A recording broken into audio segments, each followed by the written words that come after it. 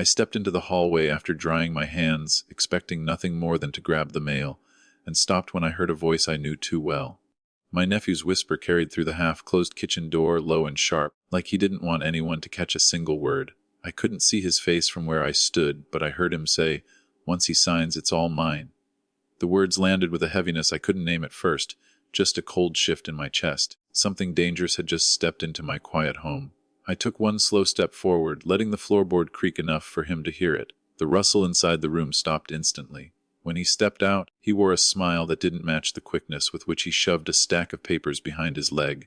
His greeting felt stiff, too practiced for an afternoon visit, and his eyes didn't stay on me long enough to hide the jump of surprise. I didn't say anything about the whisper. Sometimes silence tells you more than questions. He started talking about the weather, about traffic, about things no one actually cared about. His voice had that nervous brightness people use when they're hoping you forget what you almost saw. I watched his hand adjust the papers again, just slightly, like he wanted to be sure they were out of sight.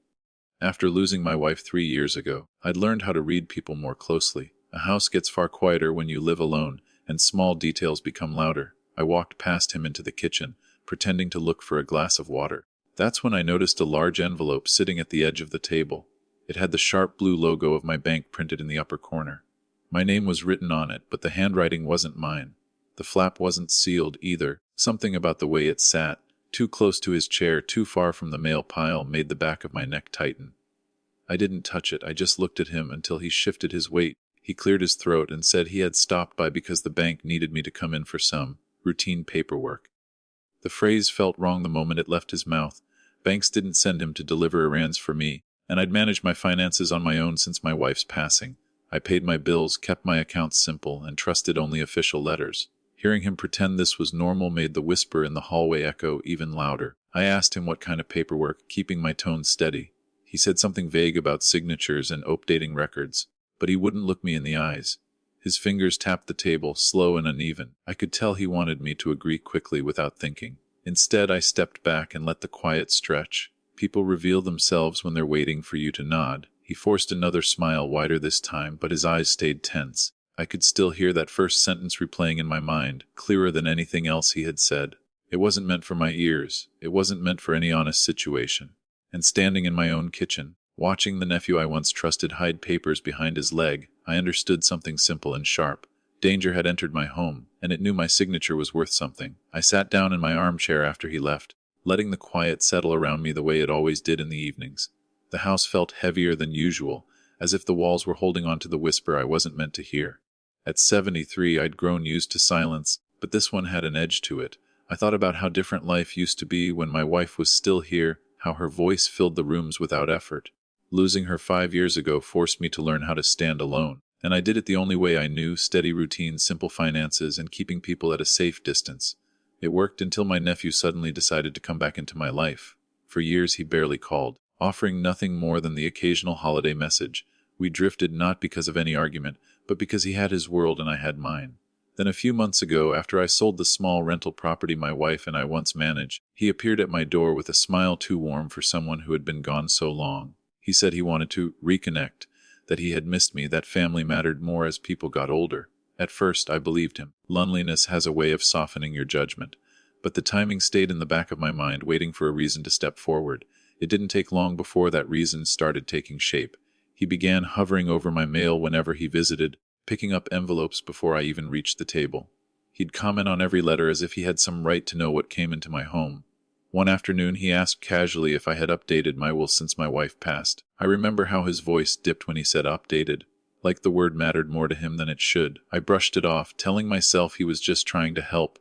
People change over time, I told myself. Maybe he was trying to be responsible. But the questions continued. He asked about my signature, how often I used it, whether I ever struggled with writing it, whether I had someone to help with paperwork. He said it all with a gentle tone, but the repetition didn't match the phrasing. It felt like he was circling something he didn't want me to notice yet. Then came the pressure about the bank visit. First it was recommended, then helpful, then necessary for security updates. Each word sounded more insistent than the last. He said the bank requested it, but he never explained who told him that. I'd been retired from teaching for over a decade, but I could still hear the tone of a child trying to conceal an angle.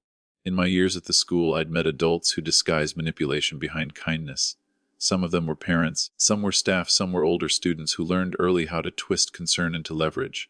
I learned to identify the shift in their eyes, the way they hesitated before speaking, the subtle hunger in their questions.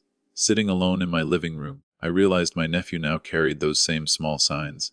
Nothing dramatic, nothing obvious, just enough to unsettle a man who had spent a lifetime studying people. The whisper I overheard had cracked open what I'd been ignoring: his sudden interest, his hovering, his push for signatures, his insistence on the bank. Everything lined up in a way that felt too deliberate to dismiss. I leaned back in my chair and let one question form heavy and steady. Why now? Why this urgency? He showed up the next morning before I had even finished my tea, acting as if the early visit were completely ordinary. His smile came too quickly, and before I could ask why he was there so early, he announced that he had good news. He said the bank had scheduled my appointment for Friday at 10. I didn't recall agreeing to any appointment. I didn't even recall asking him to handle anything for me. The ease with which he spoke made something tighten in my stomach. People don't schedule things for you unless they're certain you won't push back. He walked around my living room with an energy I hadn't seen in him before, pointing out where I kept my wallet, glancing at my ID when I set it on the table, and watching the way I signed a note for myself. His eyes followed the movement of my hand too closely, like he was studying it. I pretended not to notice, but inside, a thin line of unease stretched tighter. He asked if my signature ever changed, if my hand ever shook, if I ever had trouble writing my full name. His tone was soft, almost concerned, but the questions were too pointed to be casual. Later, when he went to fetch something from the hallway, I saw a manila folder sitting halfway out of his bag. It wasn't mine, but the corner revealed a photocopy of my driver's license. Another sheet beneath it looked like my utility bill. I hadn't given him copies of anything. I reached for the folder to pull it out, but he rushed back in and grabbed it before I could open it. His hand moved faster than his words. He said he was organizing my paperwork because he wanted to help me stay ahead of things. The explanation came too quickly, and the smile he forced didn't reach his eyes. He tucked the folder deep into his bag and shifted the conversation as if nothing unusual had happened. He started explaining again why the bank visit was necessary, repeating phrases he had used the week before. When I asked who had contacted him from the bank, he claimed a representative had called him directly. I checked my phone later, and the call he pointed to came from a private number. Banks didn't hide their identity when calling clients. They certainly didn't call relatives on behalf of someone with an active account. That detail stayed with me like a stone in my pocket. When he returned to the kitchen, he leaned against the counter and began telling me what I should say when we got to the bank. He didn't phrase it as suggestions. He phrased it as steps. Say you understand the updates. Say you're comfortable with the changes. Say you've reviewed the papers already. Every instruction sounded rehearsed, as if he had practiced the conversation without me. I felt a slow current of dread move through me, not sharp enough to cause panic, but strong enough to warn me that something had shifted beyond innocent concern. I watched him as he spoke, noting every controlled breath, every careful word, every glance toward my desk where I kept my important documents. He wasn't hiding his intentions well anymore. Or maybe he didn't think he needed to. The pressure, the timing, the documents, the scripted phrases, it all formed a pattern I could no longer dismiss. He wasn't preparing me for a routine visit. He was preparing something that depended on my signature, and he needed me to walk into that bank without asking the wrong questions. The moment he left for the day, I waited until his car turned the corner before picking up the phone. My hands didn't shake, but a heaviness settled in them as I dialed the number printed on the back of my bank card. I asked the representative to confirm my appointment for Friday at 10. The woman on the line paused, checked twice, and told me calmly that no appointment existed under my name. Her voice was steady and polite, but the absence of that appointment told me more than she ever could. Whatever my nephew had arranged, it wasn't through the bank. After ending the call, I checked my email. There was a message in my inbox with the bank's logo attached, asking me to confirm updated signature requirements. The language sounded close to official, but the formatting was off, and the spacing around the header didn't match any legitimate email I had ever received. I hovered over the sender's address and saw it wasn't from the bank at all. It was a personal email, disguised with a label meant to fool someone who didn't look too closely. I stared at it for a long moment, absorbing the weight of what it implied. This wasn't concern, this was intent. I walked to the small drawer where I kept my unopened mail. A few envelopes sat slightly bent, as if someone had thumbed through them without care. I knew how I left them. I always placed them neatly, edges aligned. One envelope had a corner torn, but the seal remained untouched, suggesting it had been opened and carefully resealed. Another looked like it had been slid back into the stack hastily. I held them one by one, feeling for any sign of tampering. Living alone teaches you the shape of your routines, and when something shifts, even slightly, it stands out like a light in the dark. Sitting back at my desk, I found myself thinking about someone I hadn't spoken to in years, one of my former students, now a vice president at the bank downtown. He had visited my class long after graduating, telling the students about resilience and earning trust. He had always been sharp, dependable, someone who understood the importance of integrity. His name surfaced now for a reason. If there was anyone I could turn to without risking missteps, it was him. The thought gave me a sense of direction I hadn't felt in days. I decided I would go to the bank myself the next morning without telling my nephew. No appointments, no warnings, just a quiet visit to verify what was happening. As I planned it, I felt the subtle shift of taking back control, even if only in small steps.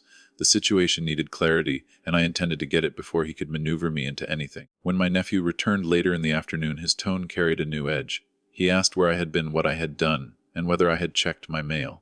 His questions were framed as casual, but the cadence was too precise, too probing. He hovered near the doorways, watching my movements as if he expected me to reveal something. I kept my answers simple, giving him nothing he could twist. Every detail I had uncovered fit into a pattern I could no longer ignore. The falls appointment, the forged email, the disturbed mail, the controlling questions, each piece pointed in one direction. He wasn't helping me manage paperwork. He was preparing something that required access to my identity, my documents, and my signature. The danger was no longer a suspicion. It had formed now, and it was sitting inside my home. I arrived at the bank just after it opened, walking through the glass doors with the same quiet determination I used to carry into my classroom years ago. The lobby smelled faintly of paper and cold air, and the calm inside felt like a boundary between me and the confusion waiting at home. When I asked for the vice president by name, the clerk recognized it immediately and made a quick call. Minutes later, my former student stepped out from a side office, older now, but with the same steady eyes he had as a teenager. He greeted me with genuine warmth, but the moment he saw the tension in my face, his expression shifted into something more serious. We sat in his office, and I explained what had been happening in quiet, measured sentences. I didn't dramatize anything.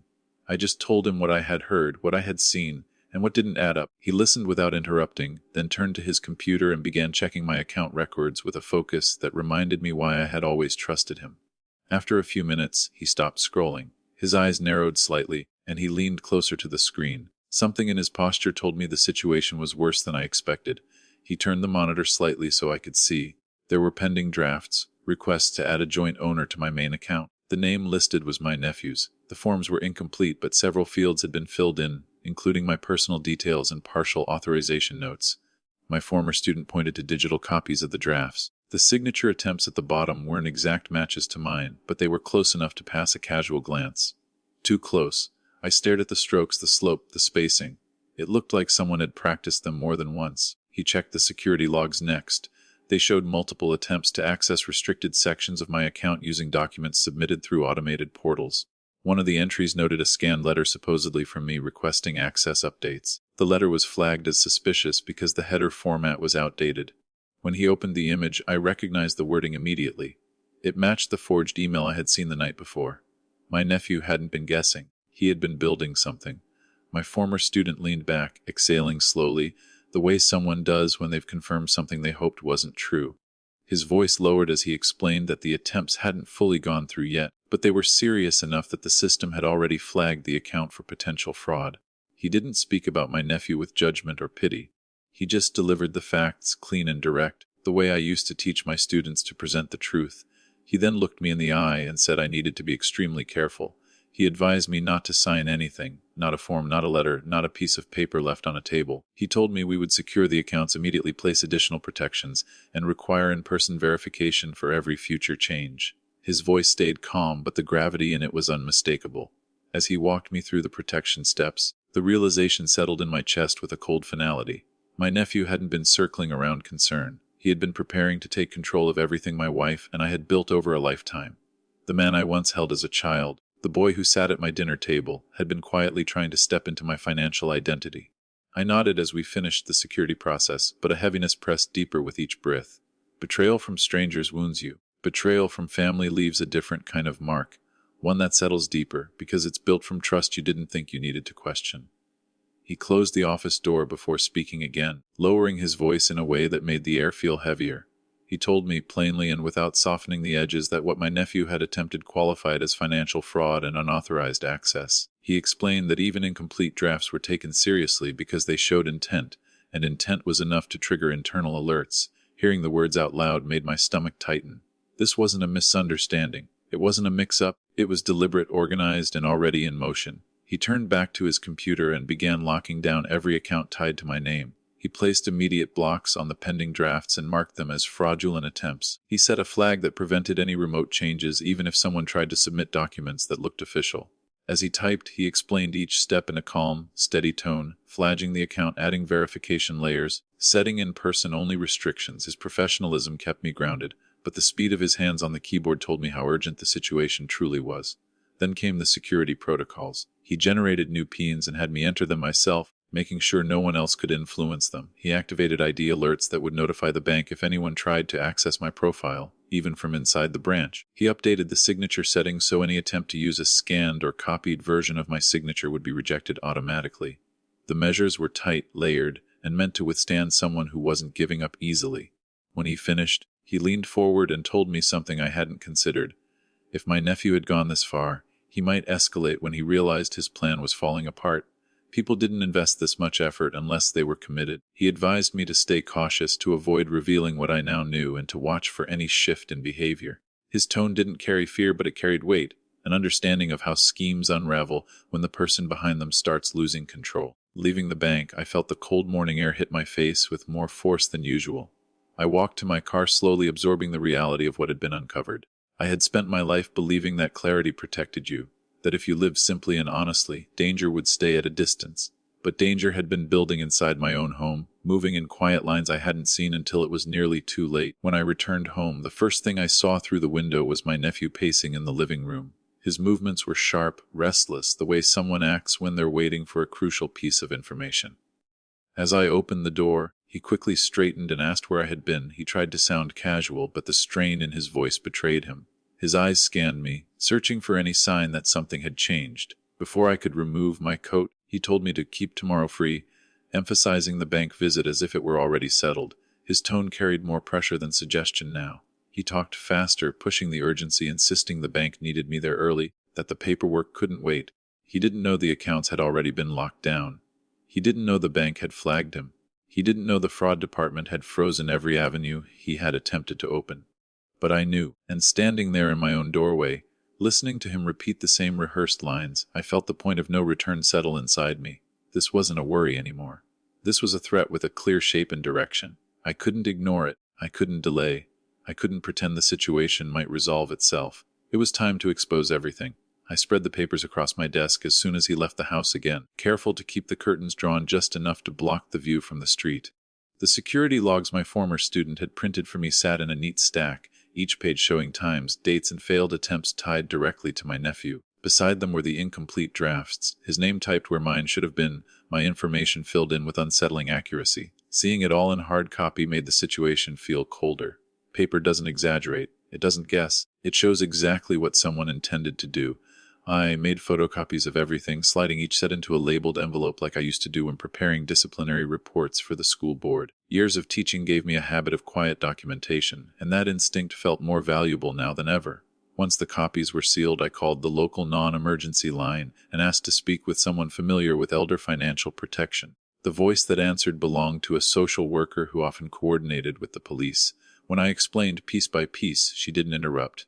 She simply said she understood and that this kind of situation was more common than people realized. She asked if I had proof. I told her I did. She asked if the person involved had access to my home. I told her yes. She then asked when the next meeting was scheduled, the one my nephew insisted on. I gave her the time, and her tone shifted into careful professionalism. She said she would arrange for an officer to accompany me, not for a confrontation, but for protection and documentation. She emphasized that remaining calm and letting them handle the structure of the meeting would be the safest route. Her steadiness gave me a sense of control I hadn't felt in days. By the afternoon, my nephew returned with a different energy. He moved through the house like someone searching for something without wanting to be seen doing it. His questions carried a sharper edge now. He asked where I had been, whether I had looked at any mail, whether I had reviewed the documents. Each question was framed as concern, but the impatience beneath them slipped through. He hovered behind me in the kitchen, stood too close in the hallway, and watched me in a way that reminded me of a student waiting to see if a cheat sheet had been discovered. I forced myself to nod along with his schedule, pretending to accept the plans for the next morning. I answered with calm agreement, giving him nothing that would trigger suspicion. The performance felt strange but necessary, A confrontation now without support would only escalate the tension. He needed to believe everything was proceeding according to his plan. Letting him think he still had control gave me the room to finish preparing. That night, I organized all the documents into a single folder. The fraudulent drafts, the attempted signature copies, the access logs, the forged email printout. The weight of the folder felt heavier than the papers inside. It represented the truth of what had been happening under my own roof, carried out by someone I once trusted without question. As I placed the folder in my briefcase, a steady anger settled in me, not loud, not wild, but measured and grounded, a kind of anger that came from clarity. The social worker called to confirm that an officer would meet me before the appointment. She explained the procedure. They would observe, ensure safety, and intervene only if necessary. Her voice was calm, reassuring, and deliberate, everything I needed to hear. When I hung up, I stood alone in the doorway of my study, looking at the briefcase sitting on the chair. The house was quiet, but it didn't feel like my home tonight. It felt like a place where trust had been tested and stripped down to its bones. The confrontation was coming whether I wanted it or not. And I was finally ready for it. He drove us to the bank with a confidence that made the air in the car feel tight. He kept talking about getting everything settled today, repeating the same lines he'd rehearsed for days. I nodded at the right moments, letting him believe I was following his plan. When we walked through the glass doors, he placed a hand on my back as if guiding an old man who needed help. I let him. It made what waited inside hit even harder. The vice president stood near his office door, hands folded, expression steady. Beside him was the officer, dressed plain, badge clipped to his belt. My nephew slowed when he saw them, confusion flashing across his face. He tried to smile, but the expression fell apart before it fully formed. The VP greeted me first, then motioned for us to come inside. My nephew hesitated, the first crack in the confidence he had worn like armor. We sat at the conference table as the officer closed the door quietly. My nephew tried to start the conversation, eager to control the narrative. He mentioned the paperwork updates and signature requirements, performing the same script he'd been feeding me. The VP didn't respond. He simply opened a folder and slid the first page toward him. It was the incomplete draft, the one attempting to add him as joint owner. The color drained from his face. The VP explained in calm, precise language that all unauthorized attempts had been blocked. He described the signature attempts, the access tries, the forged letters, each detail landing like a slow, unavoidable hammer. My nephew blinked rapidly, his mouth tightening as he searched for an explanation. He pointed at the form and said he didn't know what it was, claimed he had never seen it. His words stumbled over themselves, lacking the direction they once carried. The VP slid a second document forward, the scanned letter requesting access, written in the same wording as the forged email. My nephew's hands twitched. He tried to laugh, to call it a misunderstanding, to insist I must have mixed something up. Then he shifted tactics, saying I had trouble keeping track of things lately, that he'd been helping me avoid confusion. The officer straightened at that, his voice cutting through the room with a firmness that ended the performance immediately. He informed my nephew that an investigation was already active. He explained that the documents, digital logs, and attempted authorizations had been verified and preserved. He made it clear that blaming memory issues would not erase digital records or security flags. My nephew's jaw tightened, his eyes flicking from the officer to the VP, then to me, searching for any angle still open to him. There were none. The VP placed the final set of pages between us, the time-stamped access logs. Each attempt, each failure, each forged submission sat there in plain sight. My nephew's breathing changed, shallow and uneven, his confidence collapsing in real time. He muttered something about good intentions, then tried to say he had only been protecting me, but the words came apart as soon as they left his mouth. The officer remained calm, but his presence filled the space, leaving no room for escape. My nephew's composure broke entirely. His eyes darted, his voice rose, then fell, then trembled as he realized the truth no longer had to be uncovered. It was already laid out, piece by piece, undeniable. Everything he built, every lie he practiced, every step he planned, had unraveled in front of the three people he hoped would never meet. And he knew it. The officer spent the next hour documenting everything, his voice steady as he asked each question. I answered with the same quiet focus I once used during school hearings, giving only the facts. He entered every detail into his report: attempted financial exploitation, forged drafts, unauthorized access attempts, each phrase sounding heavier when spoken aloud. My nephew sat on the far side of the room, hands shaking, his earlier confidence reduced to restless breaths and unfocused eyes. When the officer finally stood, he informed him that a full investigation would proceed and that he was prohibited from contacting me in any way. There was no argument left in him, just silence. The bank took immediate action. My accounts were sealed under the highest security category, permanently flagged so no outside requests could ever reach them again without in-person verification. The VP walked me through each step carefully, making sure I understood every layer of protection. He spoke with a calm professionalism, but I could tell he was quietly angry on my behalf. He assured me my finances were safe now, that every attempt my nephew had made was documented, blocked, and preserved. Hearing that should have brought relief, but all I felt was a heavy exhaustion settling deeper in my chest. By the time I left the office, my nephew was already being escorted out a different door. He didn't look back. I didn't expect him to. The officer gave me a brief nod before walking away, the report already in motion.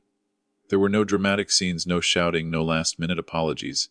Just the quiet end of something that had once been family. News travels fast in families, even when no one speaks directly. A cousin sent a short message asking if what she heard was true. Another relative chose silence instead of support. Some expressed disbelief that he could do such a thing. Others avoided the subject entirely, as if speaking about it would make them responsible for choosing sides.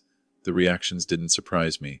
People distance themselves from uncomfortable truths, especially when those truths sit close to home. I returned to my house and stood in the doorway for a long moment before entering. Everything looked the same. The framed photos, the small table by the hall, the quiet stillness of a place meant for peace. Yet the rooms felt different now. The betrayal left a mark on the walls, not physically, but in the way memory attached itself to familiar corners. This house had been my refuge after my wife passed, but now it carried the weight of what someone I trusted had tried to take. That night, the VP called to check on me. He didn't use formalities. He spoke the way a former student talks to a teacher they respected. He explained that he had placed additional internal notes on my accounts, and that his team would monitor for any future attempts. He told me to reach out if I needed anything, even something simple. His voice held reassurance, but underneath it I heard the same disappointment I felt, disappointment that someone related to me had crossed such a line. After I hung up, I sat alone in the living room, the folder of evidence still on the table beside me. I looked at it without touching it. It represented a truth I hadn't wanted to face. Trust doesn't always protect you. Sometimes it blinds you. The hollowness in my chest wasn't about money or documents. It came from realizing that a piece of my past, someone I once held with pride, had chosen deceit over family. Justice had been set in motion. But justice doesn't erase scars, it only prevents deeper wounds. And as the house settled into its nighttime quiet, I understood that healing from this would be slower than any investigation. It would require rebuilding the sense of safety that had been shaken from the inside. In the weeks that followed, I rebuilt my routines piece by piece, the same way I had done after losing my wife. Only this time, the rebuilding wasn't about grief, it was about protection. I changed how I handled my documents, where I stored them, and who I allowed near them. I created firmer boundaries without apology, understanding that privacy at my age isn't a luxury, it's a form of survival. The house grew quiet again, but it was a different kind of quiet, one I had chosen, not one forced on me by trust misplaced. I found myself thinking often about how danger can wear familiar faces. People assume threats come from strangers, but age teaches you something different. Titles like nephew, cousin, or caregiver don't guarantee safety. Sometimes they are camouflage. Sometimes they give people access they didn't earn. That realization didn't make me bitter, but it made me sharper. I learned to examine concern more carefully, to pause before accepting help, to look twice at anything involving paper and signatures. There is a certain wisdom that only years can carve into you. I've learned to protect documents the way others protect heirlooms. I verify everything, even the things that seem routine. And I trust slowly, not because I've closed myself off from the world, but because trust means more when it's built on proof instead of hope. These aren't lessons I wanted, but they're lessons I needed. Sometimes I think back to that afternoon in my hallway, the moment I heard a sentence that wasn't meant for me. Once he signs, it's all mine. A few careless words spoken in a whisper ended up saving my entire life's work. Without them, I might have walked into that bank blind, relying on the comfort of family instead of the clarity of evidence. The irony isn't lost on me. Betrayal revealed itself by speaking too loudly. Every so often, the VP calls to check in. He doesn't treat me like a burden or a case file. He speaks to me like the teacher I once was and the man he remembers. There's a quiet comfort in knowing that someone I guided as a boy became someone who protected me as an old man. Life has strange ways of completing its circles. I sit on my porch some mornings, watching the street and feeling a settled peace in the knowledge that I acted before anything irreversible happened. The danger got close, closer than I ever thought possible, but it didn't succeed. Not because I was strong, but because I stayed aware. Awareness, I've learned, is the last defense age gives you. In the end, the moral is simple and unembellished. Vigilance isn't fear, it's wisdom. Protect your life the way you protect your memories, with care, with caution, and with the quiet strength that grows only after you've seen how easily trust can be twisted